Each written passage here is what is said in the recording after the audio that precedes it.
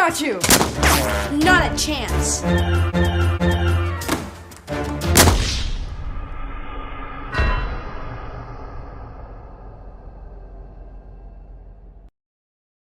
Oh, man.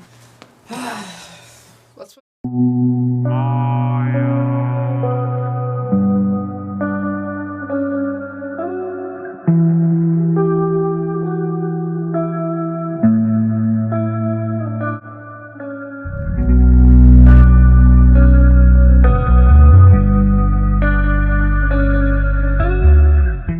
I have a confession to make.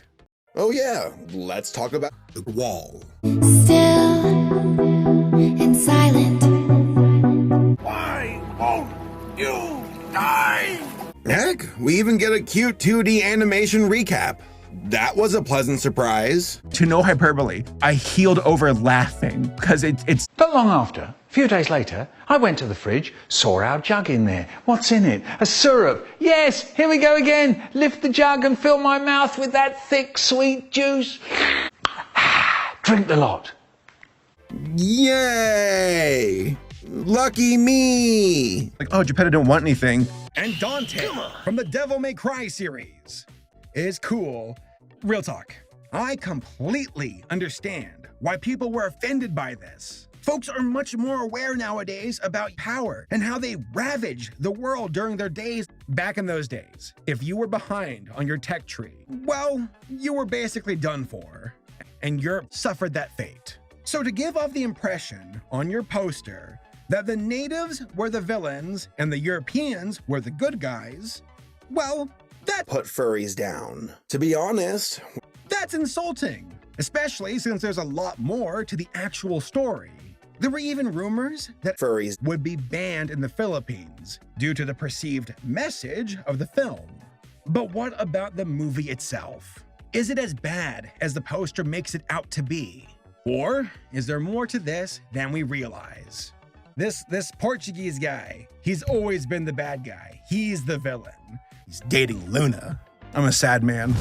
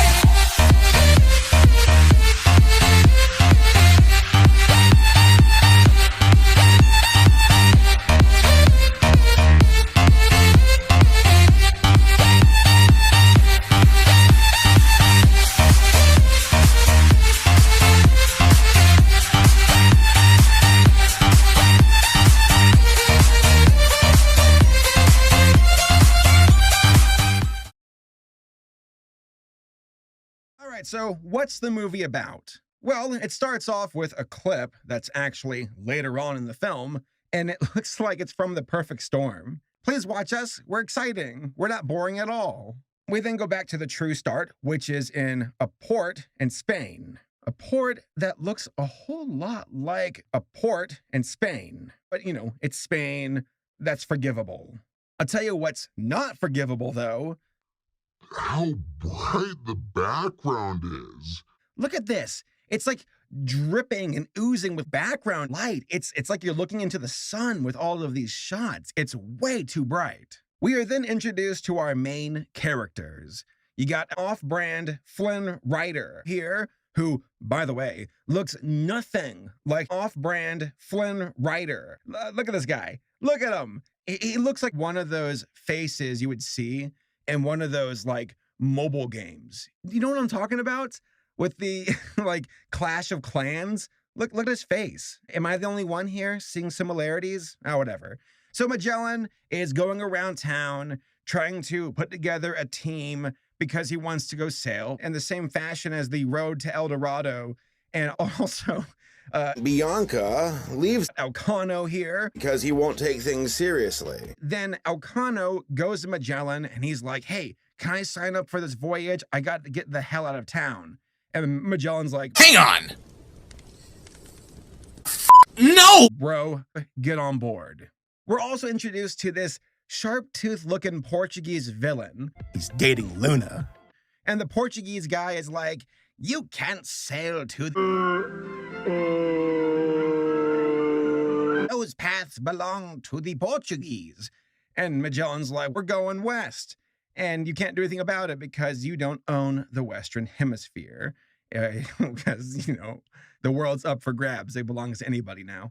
And the Portuguese villain is like Smeagol-looking Spanish guy. Get on board. You're my eyes and ears. Go sabotage the trip. They can't get to the East Indies by going west. And I'm pretty sure that's historically accurate. I don't think there was a Portuguese spy on the boat trying to sabotage the journey. Okay, whatever. We jump to Elcano and Magellan and the crew, Lapu-Lapu, taking off down to America, where they arrive in Rio de Janeiro. While there, you see how this guy is trying to put some content into the minds of the captains, because there's 5 boats in total, and each boat has a captain. And the spy's like, Magellan doesn't know what he's doing. He's going to get us killed. And the captains are like, no! It's so weird to see the story take history and like mold it and not really show what was happening. Because there were mutinies on this voyage, but I don't think mutinies was the catalyst for it. If anything, maybe the sailors dying from mutinies was the reason. We can't show that on screen. So Magellan and his other 5 boats, they run down the coast of America. There's a mutiny. There's one of the boats gets destroyed. Magellan's like, we are down to 4 boats. Oh, wait, we found this strait that cuts through South America.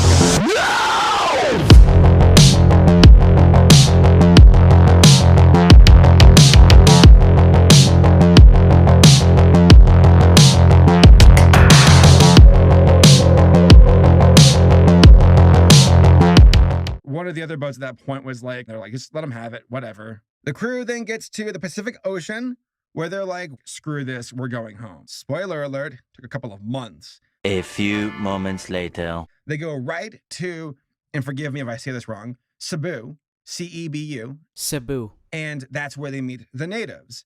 And you get the Spaniards arriving on the beach, wearing their fancy armor, being like, haha, we are here in the name of Geppetto, and we want to talk to whoever's in charge here. So Magellan rubs elbows with the local chieftain.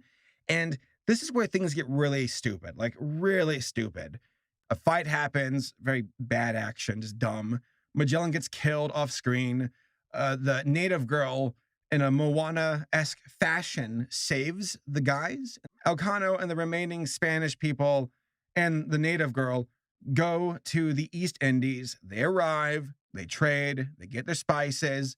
They then go to dock for supplies and food at a Portuguese port. There's some hijinks that happen.